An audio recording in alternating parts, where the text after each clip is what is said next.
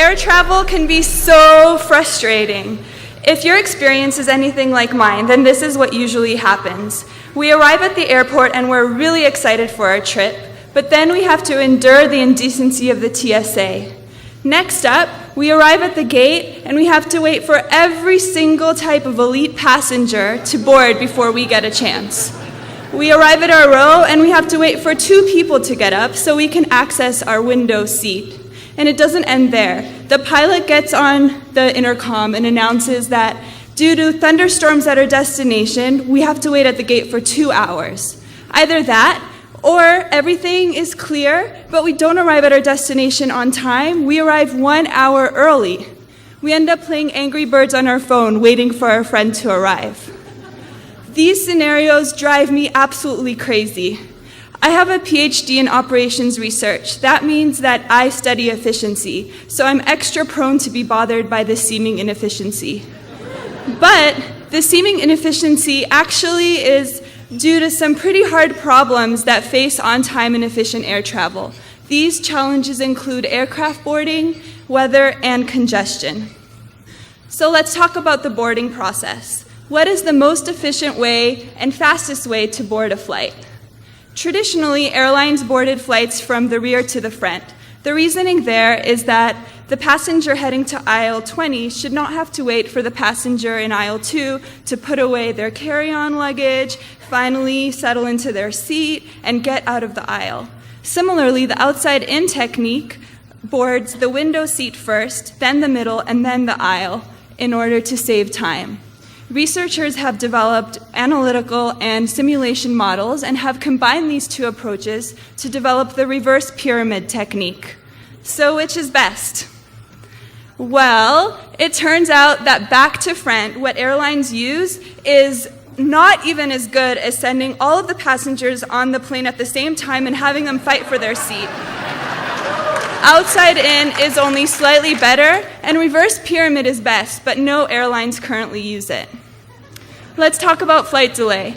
Why are flights so late? And why are they sometimes early? Over 20% of flights in the United States are delayed each year.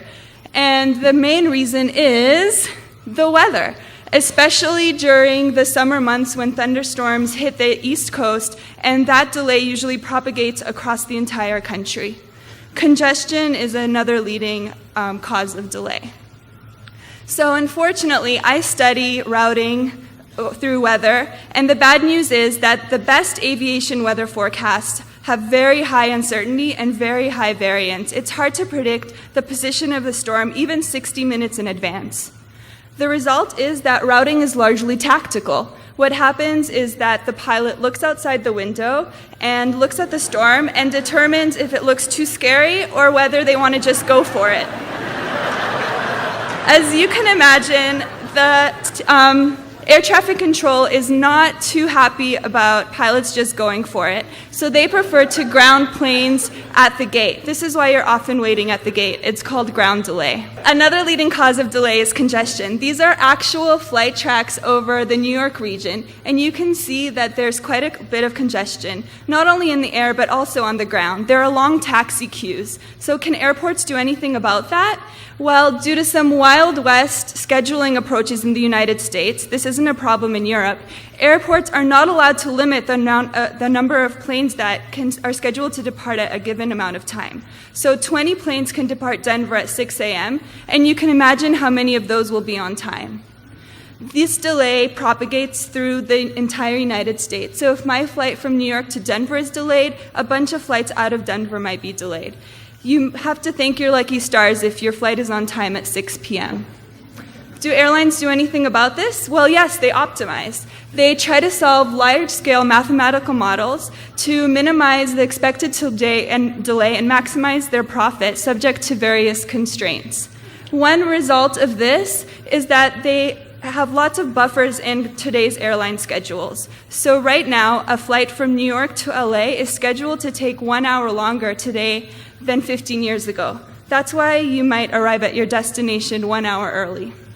So there is some reason to the madness, but airlines and FAA are a little slow to adapt changes, partly because of safety, partly because of some very outdated and flexible software.